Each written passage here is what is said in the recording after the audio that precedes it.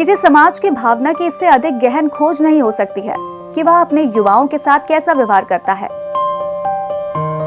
असल में किसी भी ऐसे राष्ट्र जो समानता एवं समावेशिता पर आधारित समाज का निर्माण करना चाहता है, उनके लिए बच्चे यानी कि जिन्हें हम आने वाला भविष्य बताते हैं, उनकी सुरक्षा और कल्याण एक महत्वपूर्ण क्षेत्र है।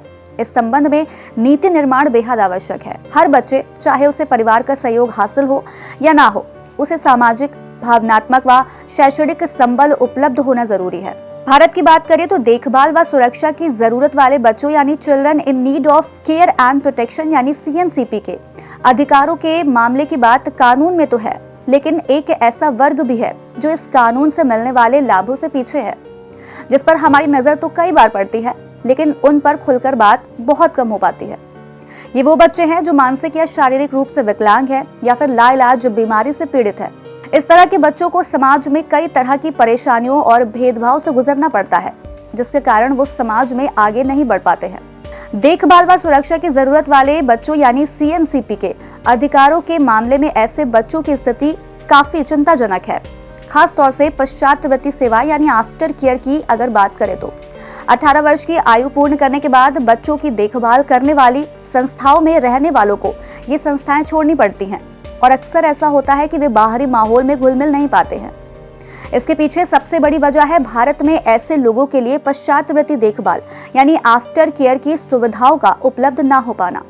तो आज हम इसी विषय पर बात करेंगे और जानने की कोशिश करेंगे कि आफ्टर केयर की आवश्यकता किन्हें होती है, कानून के तहत इसे लेकर क्या प्रावधान है और साथ ही आज इस मुद्दे पर बात करने की असल वजह क्या है। पर उससे पहले एक नजर डालते हैं इससे जुड़े आंकड़ों पर। वर्ष 2011 की जनगणना के अनुसार भारत में दिव्यांग आबादी करीब 26.8 मिलियन थी। प्रतिशत के संदर्भ में ये 2.21% है। हालांकि भारत में दिव्यांग आबादी में मामूली वृद्धि हुई है। ये आंकड़ा 2001 में 21.9 मिलियन से बढ़कर 10 वर्षों में 26.8 मिलियन हो गया है।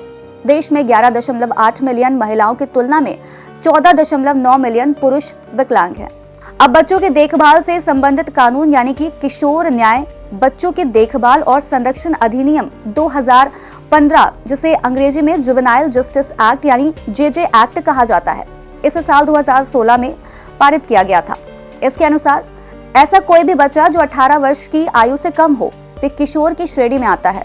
ऐसे विधि से संघर्षरत बच्चों, उनकी देखभाल और संरक्षण की आवश्यकता वाले बच्चों की बाल मैत्री प्रक्रिया के तहत उनके सर्वोत्तम हित को ध्यान में रखते हुए उनकी समुचित देखरेख, पुनर्वास, संरक्षण, उपचार एवं विकास सुनिश्चित करना है। यानी ये एक्ट उन बच्चों से संबंधित कानून को मजबूत और संशोधित करने के लिए है जो ऐसे बच्चों को उनकी बुनियादी जरूरतों को पूरा करके देखभाल और संरक्षण करने की आवश्यकता को दर्शाते हैं। इस अधिनियम ने वर्तमान समाज की आवश्यकताओं के आधार पर मौजूदा कानून में सुधार करने और किशोर न्याय प्रणाली को अधिक मजबूत और समाज के प्रति जवाबदेह बनाने के लिए महत्वपूर्ण बदलाव किए हैं। साल 2015 के किशोर न्याय अधिनियम ने किशोर न्याय बच्चों की देखभाल और संरक्षण अधिनियम 2000 की जगह ली है, जो अनाथ, आत्मसमर्पण और परित्यक्त बच्चों की शर्तों को परिभाषित करता है। अब इस एक्ट में सब कुछ तो ठीक है, लेकिन जब बात आफ्टर केयर यानी कि पश्चात देखभाल की आती है तो बच्चों का एक वर्ग इससे छूट जाता है। अगर पश्चात देखभाल को किशोर न्याय अधिनियम 2015 के अनुसार समझे तो इस एक्ट की धारा 2 के क्लॉज 5 में पश्चात देखभाल को संदर्भित किया गया है। इसे आप इस तरह से समझ सकते हैं कि ये उन व्यक्तियों को वित्तीय या अन्यथा सहायता का प्रावधान करता है जिन्होंने 18 वर्ष की आयु पूरी कर ली है, लेकिन 21 वर्ष की आयु पूरी नहीं की है और मुख्य धारा में शामिल होने के लिए कोई संस्थागत देखभाल छोड़ दी है। खैर, जरूर अब आपके मन में ये सवाल आ रहा होगा कि आज हम इस विषय पर बात क्यों कर रहे हैं। दरअसल बीते दिनों सुप्रीम कोर्ट में पूर्व पत्रकार KSR मेनन द्वारा एक याचिका दायर कर मानसिक और शारीरिक रूप से विकलांग लोगों के पुनर्वास और सामाजिक पुनर्मिलन के लिए दिशा निर्देश तैयार करने की मांग की गई थी।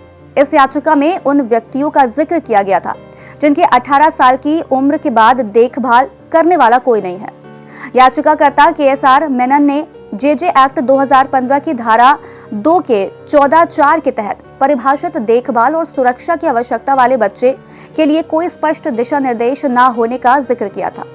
इन बच्चों में मानसिक या शारीरिक रूप से विकलांग बच्चे, लाइलाज या फिर लाइलाज बीमारी से पीड़ित बच्चे और ऐसे बच्चे शामिल हैं जिनके माता पिता या अभिभावक उन्हें छोड़कर जा चुके हैं या उनकी देखभाल करने में असमर्थ है।